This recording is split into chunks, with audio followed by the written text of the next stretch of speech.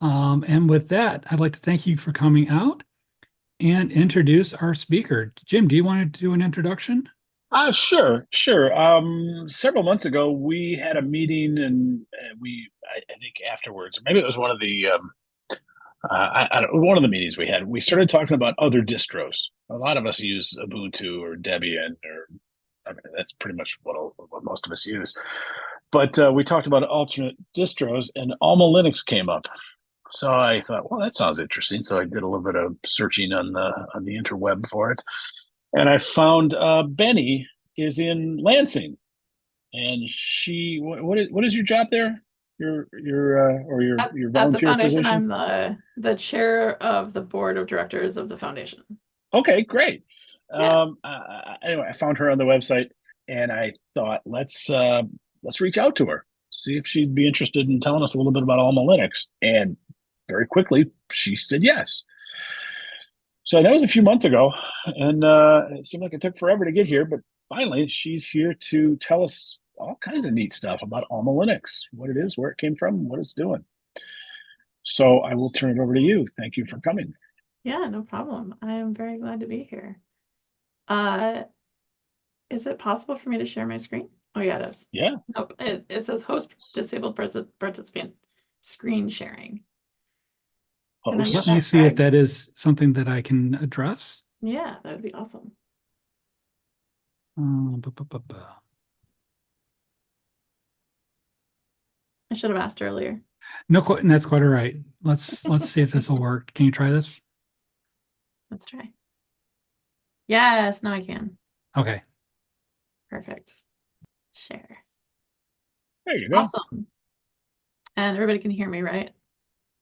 I hear Oh, you. awesome. Sweet. So I'm gonna tell you straight off that I probably won't be able to see if people have questions. So I got no ego, so feel free to interrupt me if there are questions or anything you want to point out, any comments. I'm not worried about it.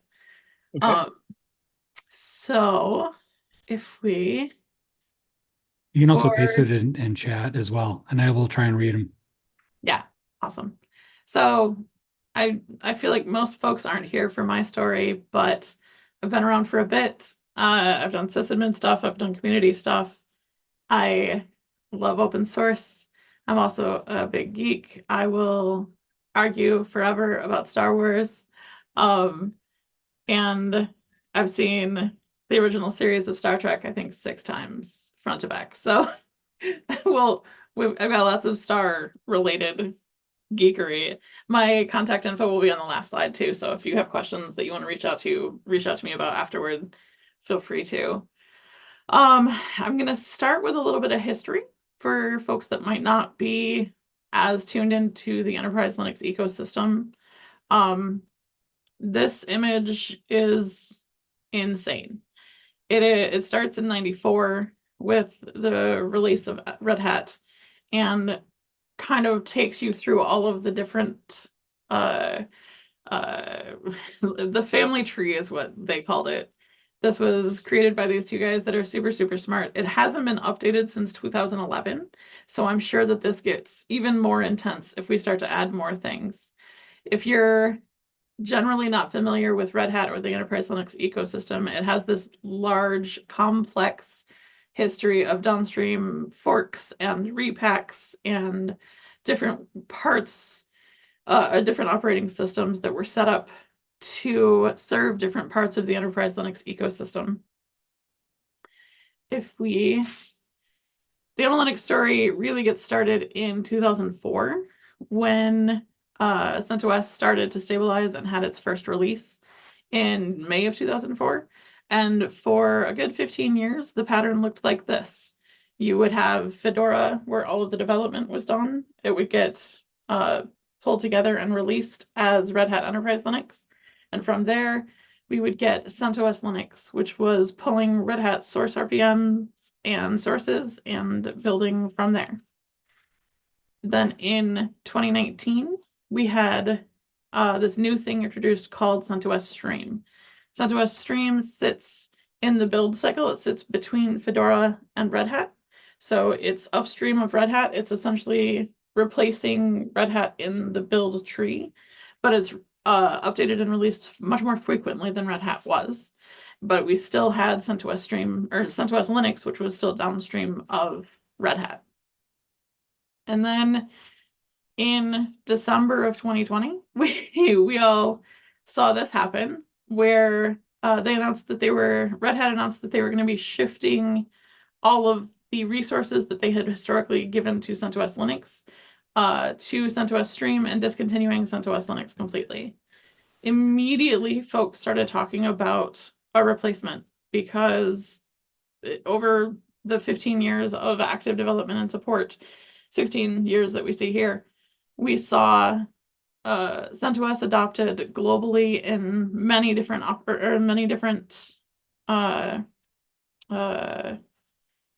businesses and different industries, and it was a deeply beloved and widely used operating system all over the place.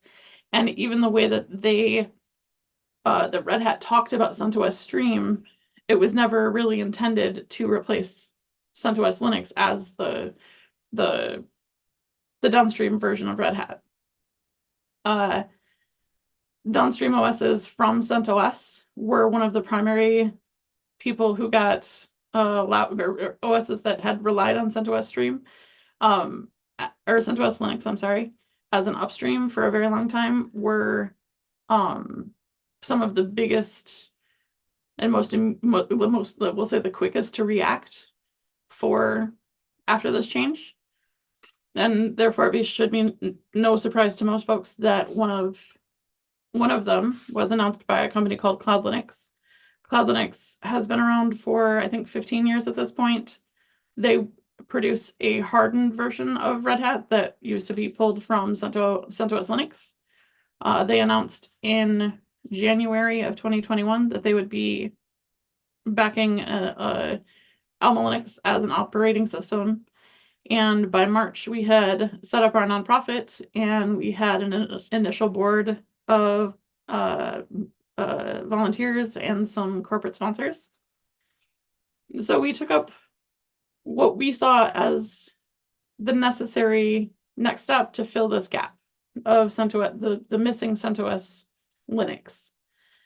We announced in mid-January that we'd be building our own version, and by March, we had released our first version, 8.3. We had an initial board. Most of you probably won't know these folks, but they are all from different parts of the industry who have done different things in, we'll say, in operating system spaces for a long time, and represent a pretty large cross-section of users and people who were invested in making sure that there was an open source and free version of Red Hat Enterprise Linux. And we had we were almost immediately very well funded, and that was pretty great. Once we had that announcement out, we were quickly joined by ARM and Equinix and High Velocity and OSU, or the Oregon State University Open Source Lab, to get building. And at this point, we've got, what is that, 27 sponsors? Yeah, I can do math. 22? Whatever that is.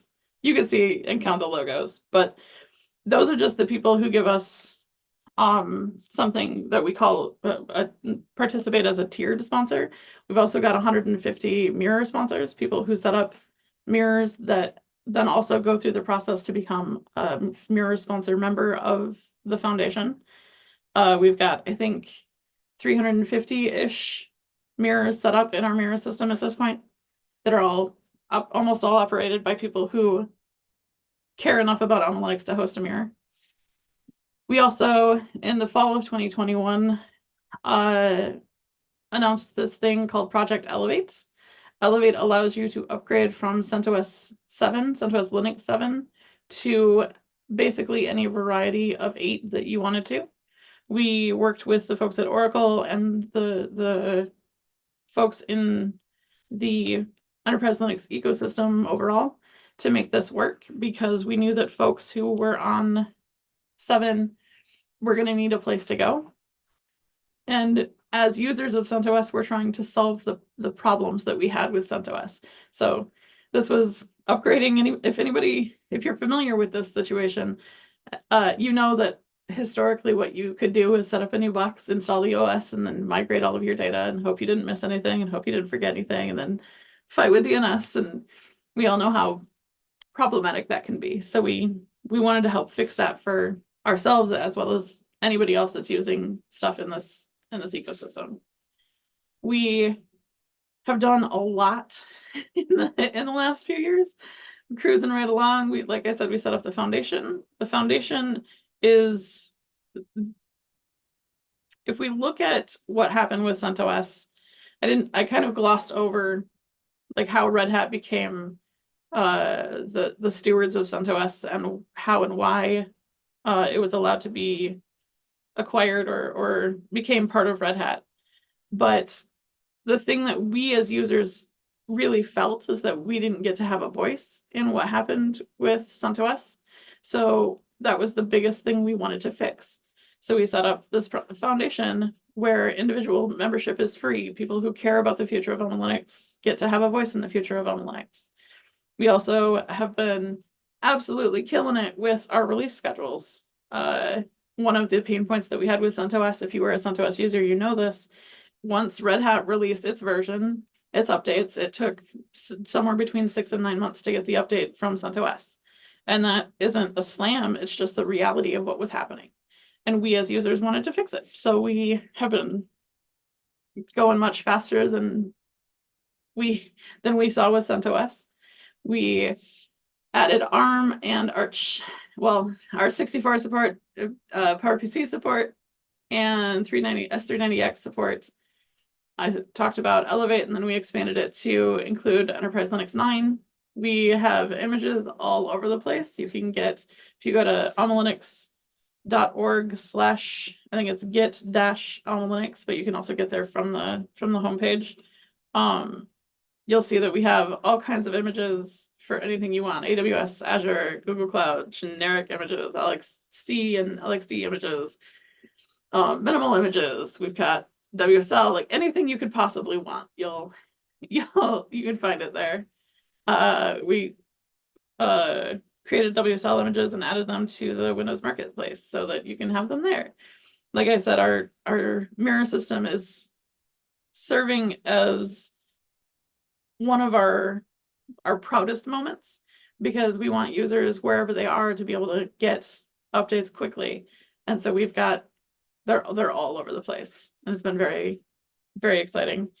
That 500,000 number is very outdated, as you'll see. As of, I think we're almost at 800,000 servers now. But I'll show you the graph here in a second. We have been adopted by some of the top HPC clusters. We held our first community election and then have since held a second community election so that we could expand the board. We have been adopted by the base for a number of downstream operating systems. So if you use Cisco, you probably just got the updated version of Cisco OS, and they're using Alma Linux as their base. That's one of the biggest names. Cloud Linux uses us. There's a couple of projects that I'm actually going to get to highlight in at Alma Linux Day Germany in March. There's one called Fish OS. There's one called Kasanagi. And it's just people who needed a stable, secure operating system that they could count on, who came to us and started. Honestly, most of these projects we didn't even hear about until well after they got their feet under them. And that's been really exciting because they just knew they could count on us. They didn't have to come talk to us about it. And like I said, we've got a bunch of mirror sponsors and a bunch of tiered sponsors. And then in June this year, or I guess not this year, last year, 2023, some more drama popped up. Mike McGrath announced that they would no longer be shipping Red Hat sources to get.centos.org anymore, which effectively broke our build pipeline. We had been pulling them just like everybody else. That's where we started, right? We grabbed the sources and then debranded and rebuilt them. When this change happened, we intentionally took our time to decide exactly how we wanted to go forward. We had a bunch of conversations with our users. We had a bunch of conversations with the people who were going to be most impacted. And the thing we found is that our users didn't really need us to be an exact copy of Red Hat. They needed us to be Red Hat compatible. They needed to know that if they had a piece of software that would run on Red Hat, that it would then also run on Alma Linux. And that's what they needed. So that's what we decided to do. We're now building alongside Red Hat instead of downstream from Red Hat. Red Hat and us both get our sources from CentOS Stream and other places. And so you'll see we still release with the same versions and the same timing as Red Hat, but we're complying with their user agreement and other asks, build from CentOS Stream and participate in CentOS Stream. What that means for us is primarily freedom. There will be deviations, but they will be minimal if they need to happen. Patches are recreated using other sources. So you'll see, and in our commits, you'll see notes about where we pull patches if they're not obvious. So you'll see most of them come from the CentOS Stream repo, some from the UBI images. Sometimes we pull from upstream directly, especially if it is important for our user base. We're focused on no breaking changes between RHEL, because again, what our users need is an operating system that will consistently run the software that they need to run. And if it doesn't, we consider that a bug. But we continue to release a stable operating system that is secure and get our updates out fast, because that's what they need. 99% of AlmaLinux packages are still essentially duplicates of RHEL. 75%, like I said, are built from Stream. The primary difference that you're going to see is in the kernel, and that's nearly even that's nearly identical. The difference are Red Hat has never really released their deep kernel knowledge and voodoo, so we're just going to see how that continues to be a challenge, but we've got great sponsors behind us, so I don't expect that's going to be a problem. And it has also meant that we are no longer chained to being Red Hat exactly. We have announced 2 new repos, the testing repo and Synergy. Synergy allows us to build RPMs outside of the RHEL pipeline, and we can share things in that way. Right now, I think it's primarily all other like non-default desktops that don't exist in Apple and are stuff that our users wanted for whatever reason. And we have a growing number of people who are focused on testing bug fixes and across a large variety of hardware, because our users need to know that our updates will work on their hardware too. And 3 times now we have gotten to release bug fixes faster than Red Hat. So especially there was one, I think it was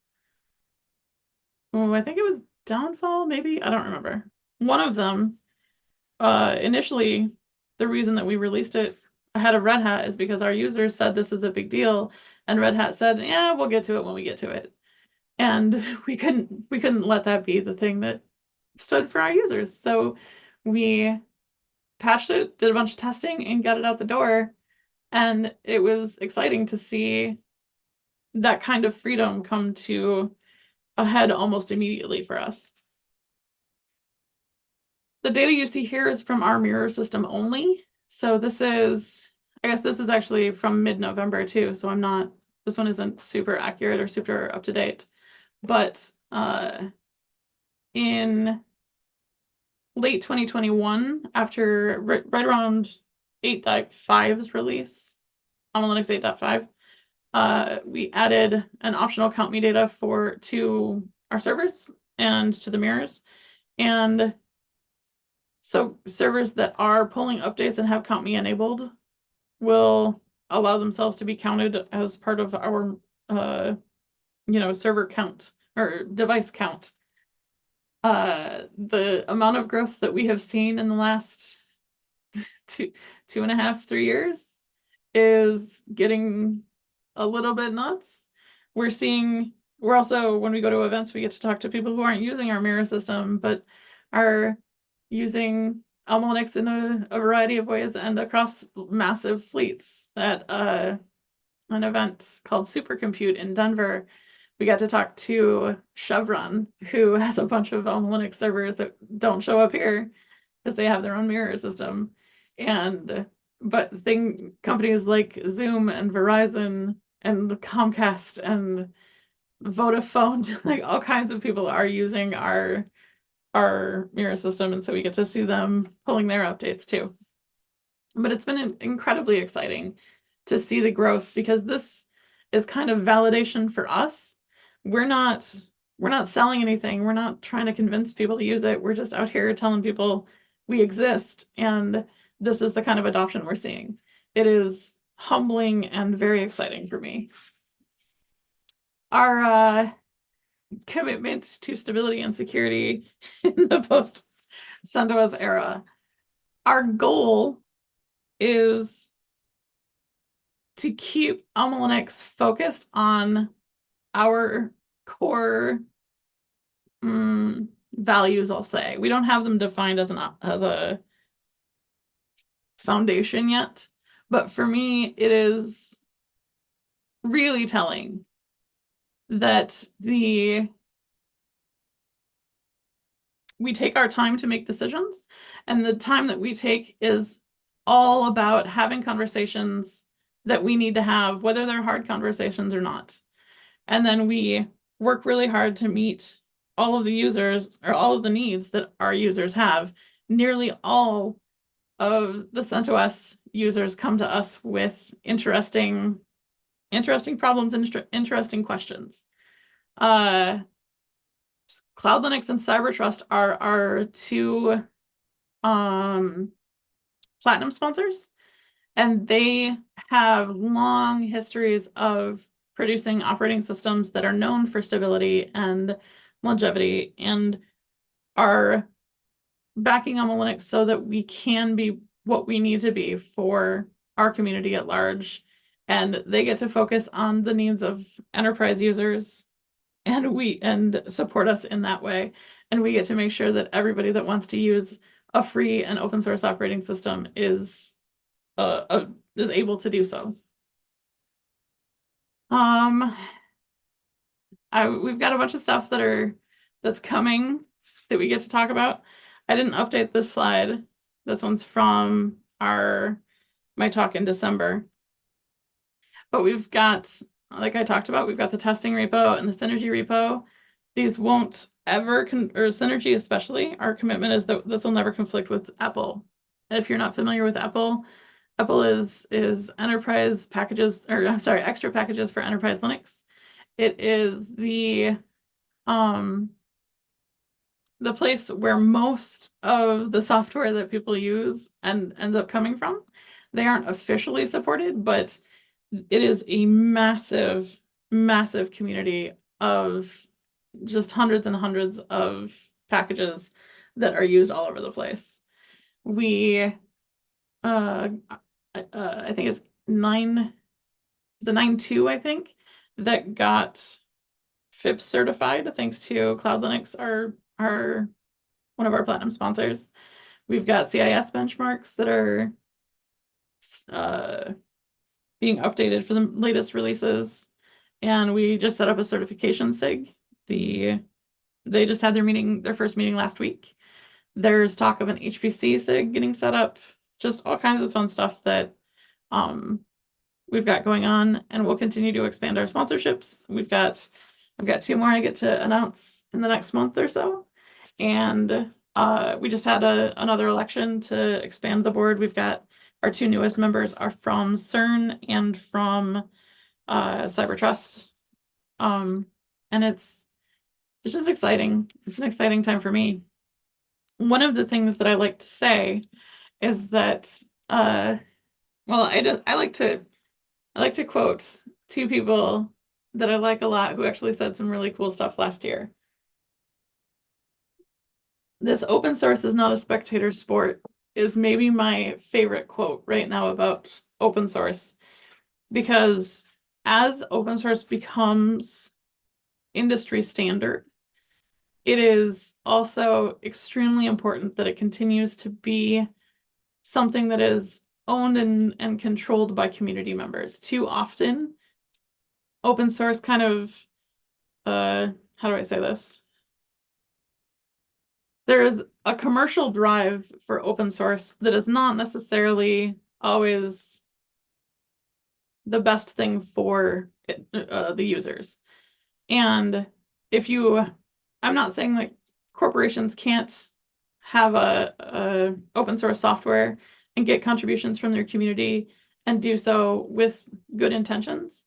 But if a project is controlled by a company, then ultimately it's always going to be owned by somebody who has to make money to continue to exist. We don't have to make money, but we do have to have people who are invested and involved in the project, because if we don't, then we're not going anywhere. It is important to me that we continue to build our diversity of users and bring those voices in to what we're doing. This community as a network of minds is really important to me. The two people we added to the board this year really expand the not just the industries that we're touching, but the type of user, because Cybertrust primarily does, or has historically done, a lot of IoT and embedded device sort of stuff, and we didn't have anybody that was like that on the board. And CERN obviously does all kinds of crazy, mind-blowing science, and their needs are completely different. And I'm excited to continue to expand who gets to be involved in a way that actually drives decision making and that kind of stuff. If you want to get involved, I got a list for you. There's all kinds of fun stuff. You don't have to be a kernel developer to come join, which is what everybody thinks you have to be in order to work on an operating system. Every open source project needs people that will help spread the word, because just writing the software is frankly almost the easy part. Once you have the software, you have to make sure people know about it and see people and help people understand why it's important. And if you can't communicate that, like 9 times out of 10, the people who are writing the software are not the people who have the same skills or have the skills that will allow them to communicate in a way that gets people excited. It's really hard to find people who are really good at writing software and really good at communicating. So come help us out if you are interested, or even if it's not AlmaLinux that you work with, if you like open source, I highly encourage you to walk into a room and say, I have these skills. I would like to put them to work or put them to use for you because I care about this project. Where can I help? I guarantee they will put you to work. I promise you. And that's it, actually. It's pretty straightforward and concise because I wanted to make sure we had plenty of time for questions. So, who's got questions? Nobody. I answered every question. I can't imagine this group doesn't have a question. That would be, yeah. No, Would it be the there's first not time enough, ever? there's not enough speechlessness in this room for that kind of stuff. So we submitted some questions ahead of time when we talked about this before. Did we record those? Do we have those available, or do we have to think them up again?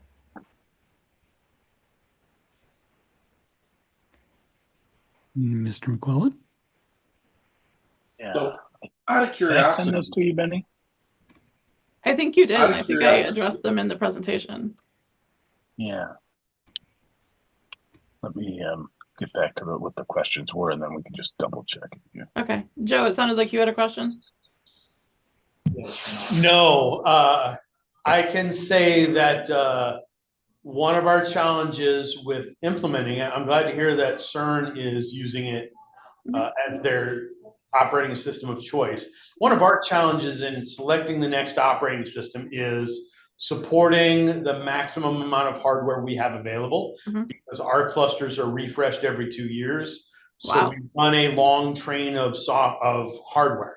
Yep. So we still have 2014 cluster purchases that we're trying to support. Yep. And RHEL 9 doesn't support any of that. In addition, we use XCAT to deploy it, which is the Extreme Cloud Administration tool. So we use that tool to deploy it. So and at the time we spoke in Denver, Alma wasn't supported in that. Hopefully with the next generation of XCAT, because I don't think they're adding any support now. If you sent us a patch, we'd be, if Alma sent us a patch, we'd be more than willing to be like, well, sure, we'll put it in there and try it out. Yeah, of course. Anyway, so we are, fighting a number of different challenges in picking our next operating system. Yeah. So we are using Alma as our infrastructure because we think it's the best solution moving forward. I personally prefer a ABI compatible RHEL versus a downstream rebuild. I think that the ability to take CentOS stream and rebuild it and say, look, we are compatible is a better option. I like the fact that, security patches are implemented sooner and you're not beholden to the Red Hat stream or the Red Hat distribution methods. Yes. Yeah.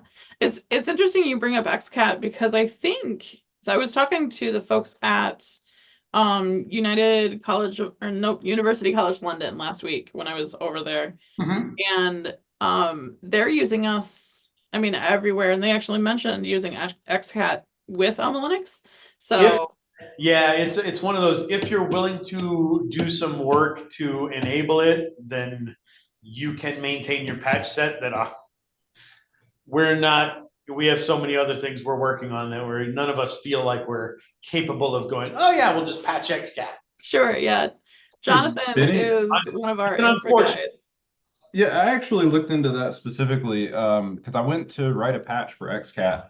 They have already merged in support for Alma Linux. I don't know how they do like their package releases or anything like that, but Alma Linux support is merged into XCAT upstream.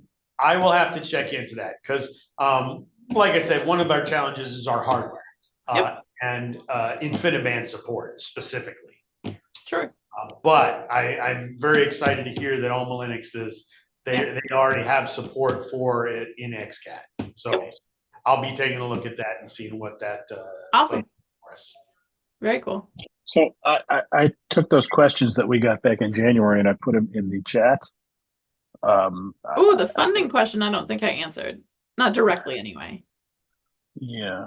And did you mention about the cryptographic hardware?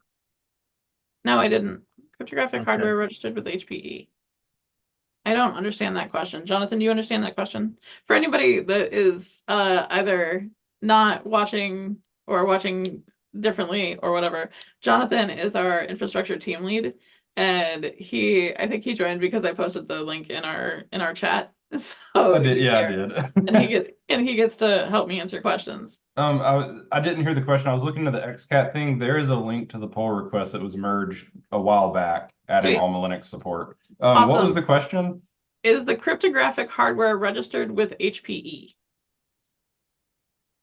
I don't know, but I know who to ask. Yeah, we could ask Hayden. Hayden. Yeah. Yeah, I do not have the answer to that. No, I can find out though. If we can find out who asked that question, then I can make sure that we get an answer to them. Yep. Okay, then the next question was, how much delay is there between a Red Hat release and the Alma update?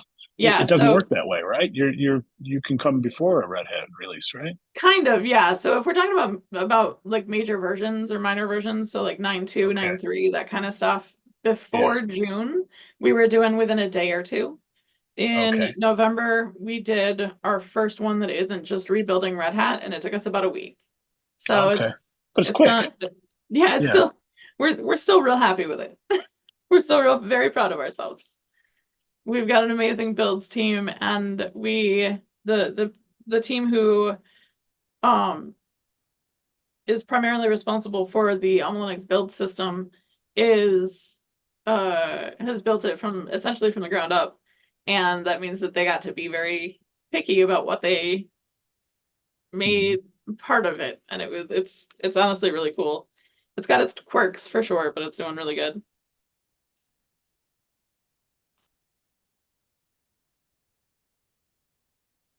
So always free. The next question was always free. Where does the funding come from? Yeah. So the funding, so with a nonprofit foundation, we get to take funding in a number of ways or support in a number of ways. Essentially, we have that big group of logos that I showed earlier in the presentation Mm-hmm. have all given us either money or hardware or people or something that helps us do what we need to do. For example, oh, I can't remember their name now. Why can't I remember Ed's company? No, Ed's name. Equinix. Equinix gives us like just a massive amount of hardware that we used for building and for the mirror system and that kind of stuff. Just like bare metal hardware that we get to use. Cloud Linux and Cybertrust both give us cash in addition to all kinds of logistical support and people that we can help to use both to build the operating system and they do things like let me use their social media team to help get our social media stuff out and that kind of stuff. Like it's that kind of support. AWS gives us let's just say a lot of support. So we get to use AWS for almost all of our infrastructure and a lot of our build stuff is on AWS.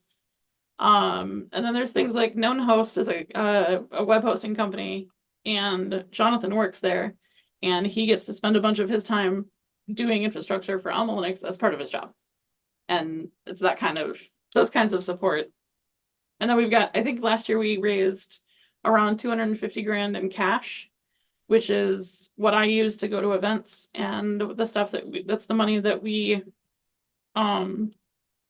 get to use to pay for the hardware that we can't get or that we can't get donated.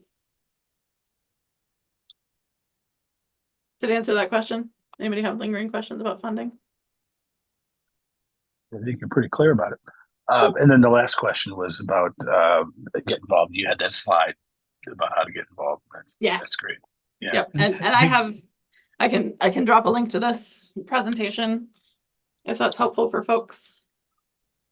One question that came in was, what are Alma Linux's relationships with other Red Hat relatives, Oracle Linux, Rocky Linux, relatives? etc.? I love that word. That's hilarious. So our relationship with the other relatives are I mean, we don't there's not like an active relationship with basically any of them. We all kind of exist. As people, we have all been around in the ecosystem long enough that we know the people working on everything else everywhere else. So like whether it's the folks at Oracle or Rocky or I mean and Red Hat for that matter, we know that they're friends, right? We know the people that are over there. As an official relationship, we don't really have much. It's just we all are out here. There were some conversations early on, but Mike, did you have a question? Oh, the reason I asked is Yeah. because you'd mentioned at one point, the migration stuff that you did with Oracle Linux, going from CentOS 7 to Elevate, as it were. And I was just wondering if you had other relationships like that. That just caught my eye. Yeah, that's a good That's question. all. Did you have something to add, Jim? Okay, I just want to make sure that I'm not interrupting anyone, but the yeah, that one specifically, working on Elevate, the metadata and the bringing together like which packages needed to go where and which packages were going to be upgraded and how and why was a massive project that the folks at Oracle really saw a benefit in, and so much of a benefit that they now have their own version of Elevate that allows you to upgrade Oracle Linux in place.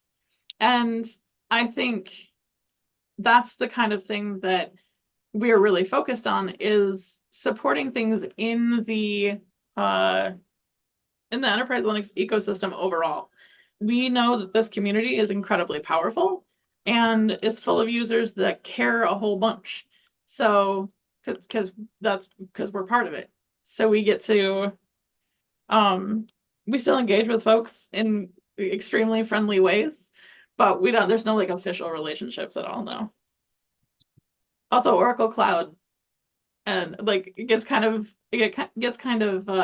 muddy when we start talking about the different parts of Oracle, right? So there's Oracle Linux and there's Oracle Cloud, and then we get to have like an actual relationship with the Oracle Cloud folks, because we want to be able to produce images for Oracle Cloud. James asked a question. I may have missed it. Are there major differences between Rocky and Alma? Yeah, so until June, I would have told you that the major differences were primarily philosophical. So like I said, the biggest problem that I think everybody saw was with what happened with CentOS was that we didn't get to have a voice really. And so our answer to that was to set up a nonprofit foundation that owns everything, that is controlled and managed by the users, because I mean, democracy has its problems, but I still believe in that over anything else, honestly. And the Rocky Enterprise Linux Foundation is technically it is a what's it called, a B Corp. So it is legally it's a for-profit company that has agreed and committed itself to acting like a nonprofit with a single owner. I think if you look at what the founder has said, he's solving the problem in a way that makes him feel comfortable, which is, I know that I'm not going to sell this, I'm not going to get rid of it, and I'm going to trust myself to not do that. And it's just where you're comfortable. Since June, the biggest differences are that we are pulling our sources from CentOS Stream and the other variety of places that we get it. And then Rocky is still pulling Red Hat sources and rebuilding those. So I'm worried that there's a litigation risk there for them, because Red Hat has made it very clear in their user agreement that that's not what they want. But there's a whole conversation that I don't want to get into, because I've had to have it a million times over the last 6 months, about whether or not Red Hat is violating GPL with those rules. And that's ultimately, we decided not to get involved in that conversation, not to get involved in that like question, because that if we are violating Red Hat's user agreement, whether or not they are violating GPL, we are going to put ourselves and our community at risk. We've now got 4 operating systems that are based on Alma Linux, and a number that is too massive for me to count of people who are using Alma Linux every day. I don't want to do anything that causes instability, because it's going to have a ripple effect, and that's not something that serves our community at all, I don't think. So Did I answer that Richard, question? I'm sorry. I think it does. He posted thanks in the Awesome. chat. So Awesome, cool. yep, yes, with an exclamation point. So Awesome. Richard L asked the question, why use Alma Linux? Why not use Red Hat? Oh, so Red Hat actually does provide a what they call a developer version that you can get for free. I think you can get up to some number, 5, 10, 15 licenses, something like that. But you still have to manage the licensing system. You still have to go through the user agreement stuff. You still have to, like, you're still beholden to Red Hat and their agreements. Our operating system doesn't, and that is one of the biggest reasons that I see people use us. It's pretty straightforward. Very cool. Thank you. Yeah. Any other questions?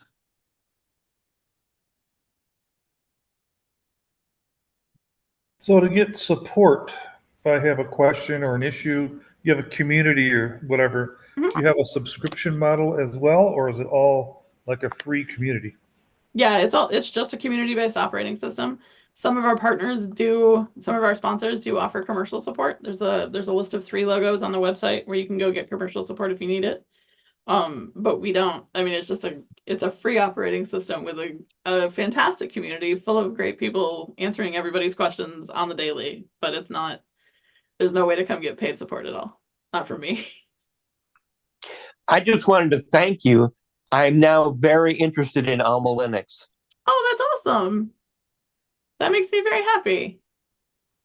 I'm extremely glad to be here, like, especially like hometown girl.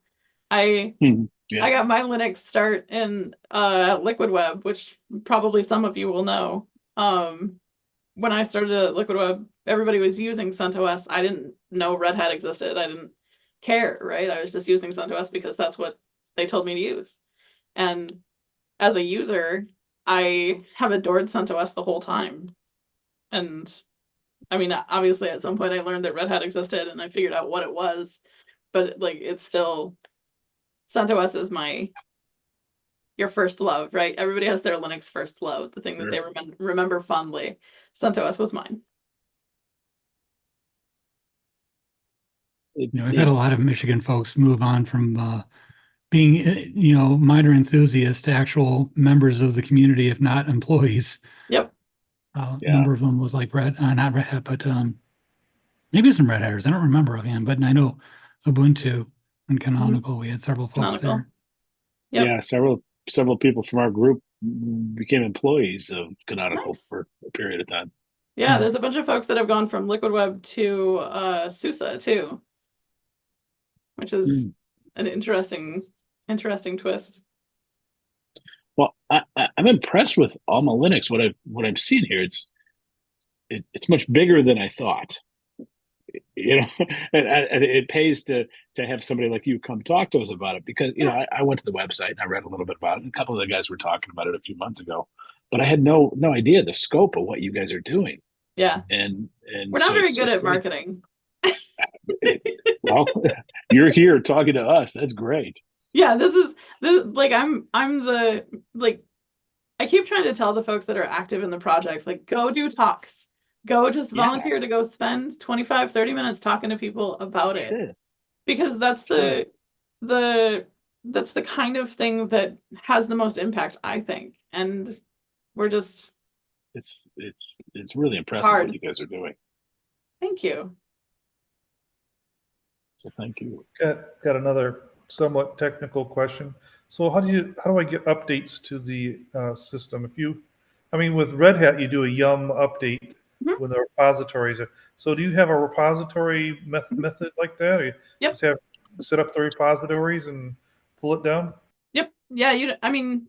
Once you install it, you get the default repos immediately. And if you want to add additional ones, you can. And it's the same exact thing, yum update or DNF update. And it pulls all of the updates. It'll pull it from a mirror that's close to you too, because of our mirror system, which is Jonathan's baby.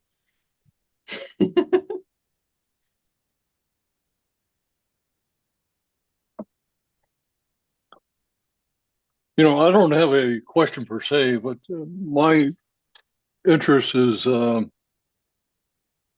what happened with Bob Young and Bruce Perrin and some of the others that were involved in the early Red Hat Linux. But back in the olden days. Yeah. But I will definitely take a closer look at it. Awesome. I'm currently a Mac user. Me too. I have 2 servers that are running on Linux, but my daily driver is a Mac. I'm one of those people. Hey, that's where I'm at. I'm on a Mac right now. I have one for testing.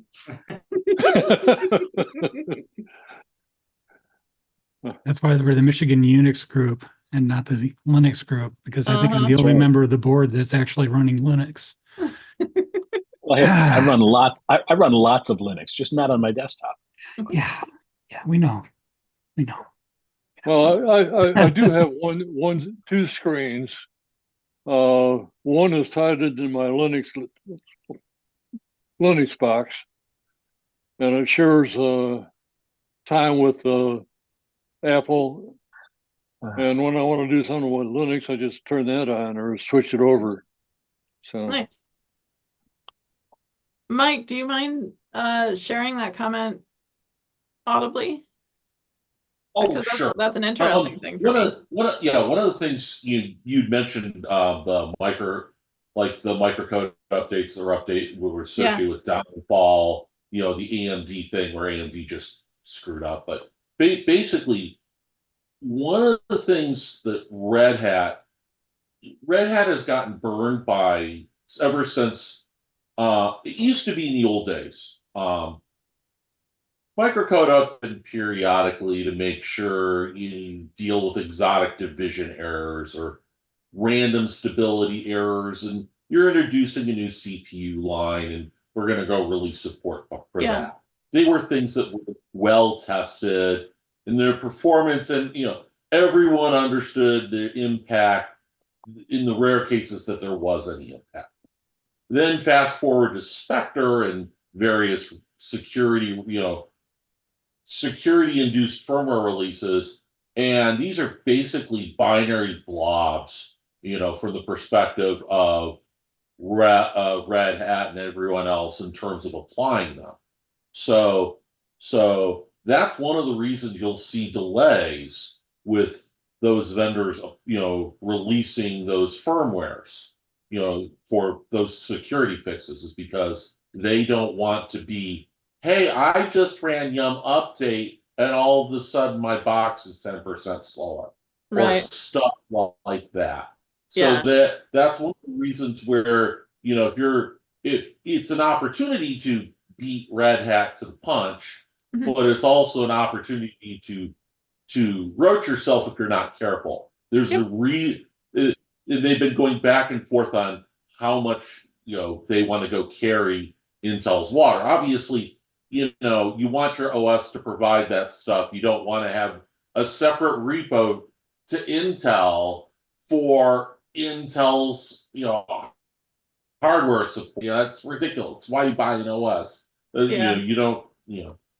But by the same time, it's one of those few binary blobs that they don't control. It's not open source. It's just a binary blob of firmware. And you have that with some of the other firmwares. I mean, when you talk about some of the hardware support ending, someone mentioned earlier about RHEL 9 and hardware support ended, and sometimes some of that has to do with just dealing with the firmware. Sometimes it's just them being silly, but I know with the storage stuff, some of it is just firmware hijinks. So interesting. Yeah, but I when I saw the fixes that you listed as, these beat Red Hat, I know a couple of those more intimately than I would like. Yeah, that's super interesting. So I appreciate that input. Sure.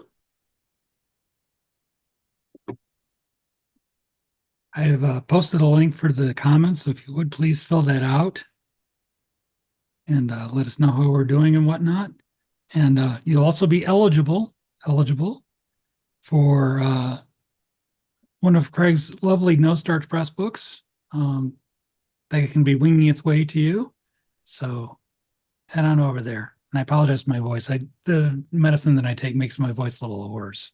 So that's just fine. I also just dropped a link to the deck from today for anybody that wants it.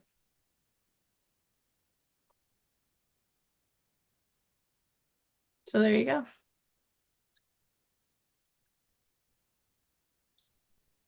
You can't imagine we talked everyone through all their questions. It's amazing if we did. It would be. It would be a first. Well, I do have additional questions. I don't, I want to give everybody a chance to get their more general type of questions before I got into more specific things. Gimme. Well, one of the things a lot of companies are doing now, a lot of people are moving toward the cloud, right? Mhm. And I noticed that when you're provisioning a virtual machine or a container out in the cloud, they're giving it like a list of various operating systems. Ubuntu, very popular. Yeah. Maybe you have various versions of Windows and it. So, are you working on getting this operating system as a default pull down on some of the cloud servers? So I don't think it'll ever be a default pull down unless somehow we get as big as Ubuntu and Canonical. But we definitely have we're definitely available on all of the cloud providers that you want to use us on. Whether, I mean, everything from AWS and Azure and Alibaba and wherever you want to be, to like normal web hosts like GnomeHost and Linode and like all of that kind of stuff. You can use us anywhere. So you'll find images for Alma Linux on all of them.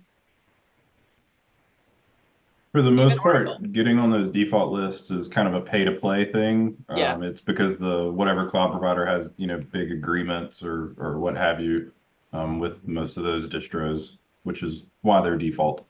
Yeah. Yeah, we don't, back to the funding side of things, we don't have the funding that companies like Red Hat and Canonical do in order to pay the user agreement or the partnership agreement cost that these folks have, that these companies have to get us on that list. I don't have $100,000 to throw at a company just to get on a default list. James there has is to a follow. path. There is a path for you to install the Alma Linux images on any of those cloud providers. Correct. So that's Yes. good. Yeah. The Great. images are there. Like you can still use them, but it's Right. not. You're just not going to see them as the like freely offered immediately in your first list. Mhm. I'm gonna get that. There it is. This one. This is where you'll see all the images. So James asked the following question. Does Alma also have available versions for other Red Hat projects like Ansible or Ansible Tower? Nope. Nope. We are Okay. just doing an operating system. If at some point in the distant future the community needs it and wants and has the like ability to support and pull that together, then we might consider it. But I can't see that being a thing that we're going to do anytime soon. I'd have to get a lot more financial backing for that to start to make sense. Well, especially to replicate something like Ansible Tower, that would be pretty awful. Yeah, exactly. No, thank you. I don't have any VCs. I got nothing compared to what Check your other pockets, right? Right, exactly.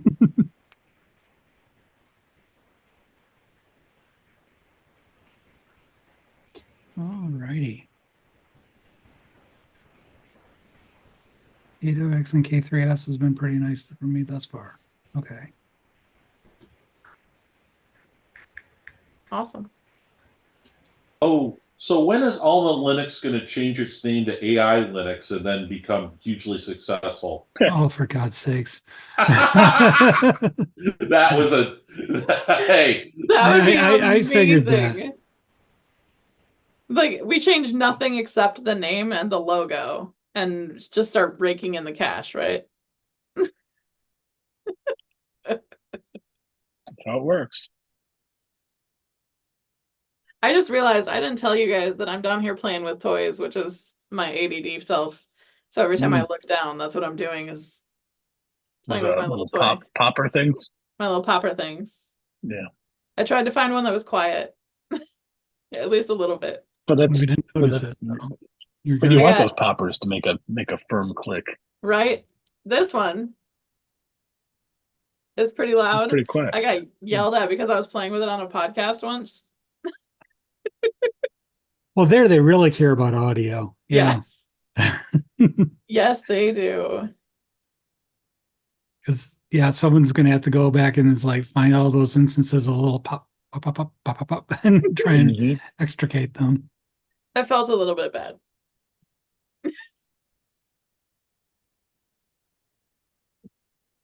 Well, if there's no more questions. But thank you very much, Benny, for coming out and talking with us. We really appreciate it. Yeah, Yeah. no problem at And all. if there's it's any fantastic. new updates or anything like that, please let us know, and Will I'll do. be more than happy to have you back out. Absolutely. I'd love to come back. We got releases coming twice a year. Great. Do they have special code names or no? Of course, of course. We don't Okay. really lean into it, but we definitely have the code names, mostly because that's how the file needs to look. Like it's got to Right. have the version and then parentheses and a code name. So we just come up with code names. Is there a special process that you use for coming up with them, or Not yet. It's mostly been whatever I think looks fun. It used to be Jack who got to pick them. Jack is our community manager, but he has had a whole bunch of life get in the way and works Oh. at Microsoft in addition to that on the Linux team there. So he's been real busy, which means that I get to pick them now. And if there's a like a text file that has all of the, so what we do is like one of them is a green and then a cat name and the other one is blue and then a cat name. So I have a text file that's got like all of the possible cat, like different species of cats, and then all of the different shades of the color. And I go through and say like extract all of the ones that we've used already. It's just a bash script. Pull out all the ones that we've used already, and then put the ones that are left together, and see what I like. I look forward to Blue Feral at some point. Right? That's awesome. Yeah. Speaking of which, how many, just as a rough estimate, I mean, I don't want to get into trade secrets or anything like that. How many Sure. full-time employees are over with you No, all? I'm more than willing to talk about this because it's one of my Okay. favorite things. Between Cloud Linux and Cybertrust, I think we're at like 17 full-time employees. Oh, wow. And Great. I'm actually sponsored to work full-time for Alma right now, and I have been since June, since everything Oh, good. shifted. Well, like I think I mentioned earlier, I got laid off by Microsoft in what would that would have been? I was told in March, and my last paycheck was in May. And then I was still looking for a job when everything happened in June. And Igor, the CEO of Cloud Linux, who is already like a massive sponsor, right, came to me and said, "Hey, do you want to do this full time for a while?" And I said, "You know what? Yeah, I kind of do. It's the best job in the world." Yeah. So now I get to go all over the place and Yay. talk to people about Alma Linux. And honestly, working full time for an open source project is going to have spoiled me forever. I'm Indeed. never going to want a real job again. Right. Never, ever. I share your sentiment. Yeah, That's very cool. It is. it's been fun. It's been great having you here tonight. I really appreciate that thank you you. said yes, Yeah, and then you showed up, and then the presentation was fantastic. I'm so glad. Thank you. Thank you. I am glad to do it. And anytime you have questions, anybody's welcome to, like I said, you can email me. My contact info is in that presentation. I will say, when I have heavy event weeks, your email will get ignored for weeks. But I'll get there eventually. I think as of today, I'm officially caught up to February, what was it, 9th? So I'm almost there. Because I ignored my Excellent. inbox for Oh, almost good. 2.5 weeks. Good. Good.